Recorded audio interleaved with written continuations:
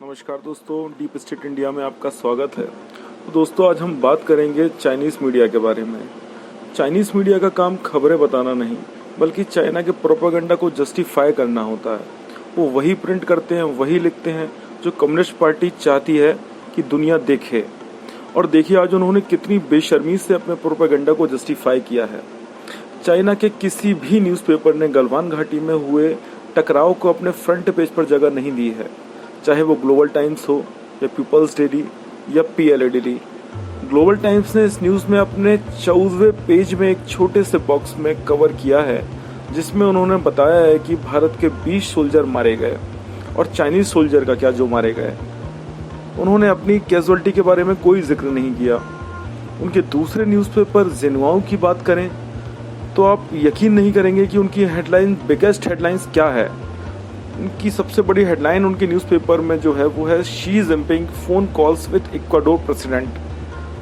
China अपने लोगों को और दुनिया को बताना चाहता है एक ट्विस्टेड फैक्ट, जिसमें वो विक्टिम है और इंडिया एग्रेसिव। चाइना डेली ने अपने प्रकाशन में लिखा है, हम इंडिया से आग्रह करते हैं कि वो अपनी सीमाओं का उल्लंघन ना करे और चीन की सो कॉल्ड सोवरेनिटी पर हमला ना करे। जिन्हुआओ की ही एक अगली हेडलाइंस है, जिसमें चाइनीज़ मिलिट्री ने इंडिया से आग्रह किया है कि इंडिया बातचीत के सही रास्ते पर आए।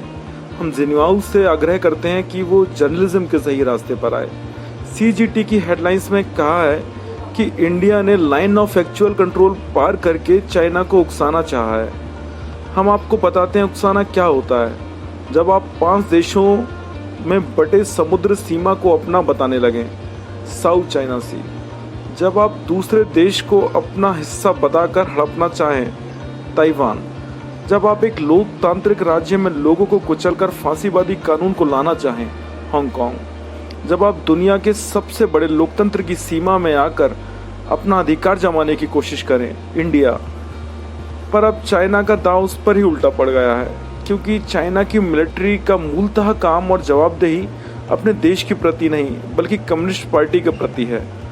कम्युनिस्ट पार्टी की रक्षा के लिए है। एक तरह से चाइना की पॉलिटिकल पार्टी के पास एक सेना है।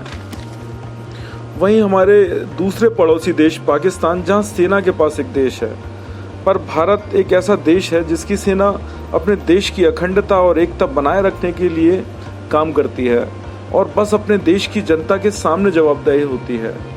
भारत का प्रत्येक नागरिक को अपने देश की सेना पर गर्व है, जिसका उदाहरण हमने हाल ही में गलवान घाटी में हुए टकराव के बीच देखा, जहां चाइनीज सैनिकों के मुकाबले हमारे सैनिक 5 गुना कम थे और ऐसा मुंह तोड़ जवाब दिया कि पीएलए ने कभी सोचा नहीं था। और इंडियन आर्मी आगे भी ऐसा ही जवाब देती रहेगी। तो दोस्तों, उम्मीद है आपको वीडियो पसंद आया होगा। आपकी संतुष्टि ही हमारा सम्मान है। जय हिंद।